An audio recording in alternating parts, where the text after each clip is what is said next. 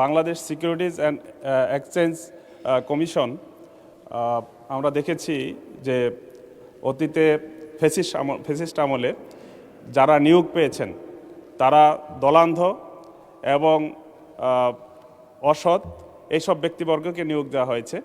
জনগণের মধ্যে ধারণা রয়েছে যে দরবেশ খ্যাত ব্যবসায়ীরা এই অসৎ কর্মের সাথে এই শেয়ার বাজার কেলেঙ্কারির সাথে যেমন জড়িত, জনগণের ধারণা যে এটার সাথে ওই বাংলাদেশ সিকিউরিটিজ অ্যান্ড এক্সচেঞ্জ কমিশনের সদস্যরাও তেমনিভাবে জড়িত, যোগ সাজসে এই কাজটা হয়েছে।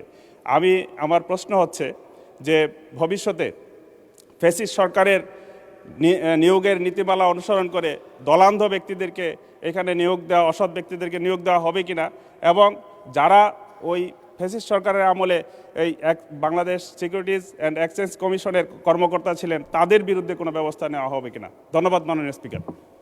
মাননীয় অর্থমন্ত্রী। ধন্যবাদ মাননীয় স্পিকার।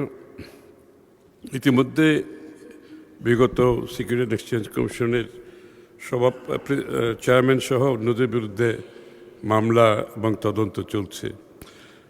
মাননীয় স্পিকার, প্রশ্নকারী সম্মানিত সংসদ সদস্যের জ্ঞাতে বলছি যে ইতিমধ্যে আপনারা জানেন নতুনভাবে সিকিউরিটি অ্যান্ড এক্সচেঞ্জ কমিশন গঠিত হয়েছে। একজন চেয়ারম্যান, 3 জন সদস্য এবং আরেকজন সদস্য নিয়োগের প্রক্রিয়া অব্যাহত আছে, চলছে। সকলেই এদের কেউ রাজনৈতিকভাবে নিয়োগ দেওয়া হয়নি, কাউকে দেওয়া হয়নি, এবং আমি ব্যক্তিগতভাবে অর্থমন্ত্রী হিসাবে আমি এদের কাউকে চিনিও না। আর নিয়োগ প্রক্রিয়া এত স্বচ্ছ ছিল যে এদের সবাইকে আমি ভালো করে চিনিও না, কিন্তু সবাই প্রফেশনাল, সবাই শেয়ার বাজার ইন্টারন্যাশনাল ক্যাপিটাল মার্কেটের সাথে সংযুক্ত ছিল, তাদের এক্সপোজার ভালো, তাদের সততা নিয়ে কোনো প্রশ্ন আমাদের মধ্যে নাই, জানা নেই। এবং আপনি লক্ষ্য করেছেন মাননীয় সংসদ সদস্য, ইতিমধ্যে শেয়ার বাজার কিন্তু ঊর্ধ্বমুখী গতির দিকে চলছে এবং বহু পয়েন্ট গেইন করেছে। এটা বাংলাদেশের গত 5 বছরে যতটুকু গেইন করে নাই, এই গত 2 মাসের মধ্যে এই নতুন আপনার কমিশন নিয়োগের পরে এর ঊর্ধ্বগতি আমরা দেখতে পাচ্ছি।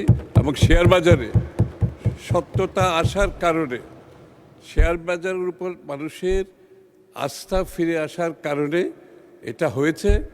এবং আমরা আশা করছি যে আমরা বড় ধরনের পরিবর্তন ক্যাপিটাল মার্কেটে এনেছি এবং আনতে যাচ্ছি। বাংলাদেশে শুধু দেশের বিনিয়োগকারীদের আস্থা ফিরে আসে নাই, লিস্টেড কোম্পানিদের আস্থা ফিরে আসছে, এবং বাইরের ফান্ড ম্যানেজার যারা আছে তাদেরও আস্থা ফিরে আসছে।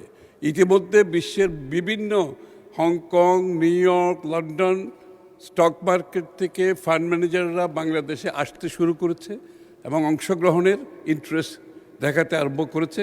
আমরা বিশ্বাস করি আগামী দিনে বাংলাদেশের ক্যাপিটাল মার্কেট একটি গ্লোবাল, যেভাবে পরিচ্ছন্নভাবে পরিচালিত একটি শেয়ার বাজার হয়, ট্রাস্টের মাধ্যমে, আস্থার মাধ্যমে, সেটা ইনশাআল্লাহ আমরা করতে যাচ্ছি। এবং ইতিমধ্যে তার সফলতা আমরা দেখতে পাচ্ছি। শেয়ার বাজারে বিনিয়োগকারীদের যে আস্থা ফিরে আসছে এবং শেয়ারের ঊর্ধ্বগতি দেখে সেটা বোঝা যাচ্ছে।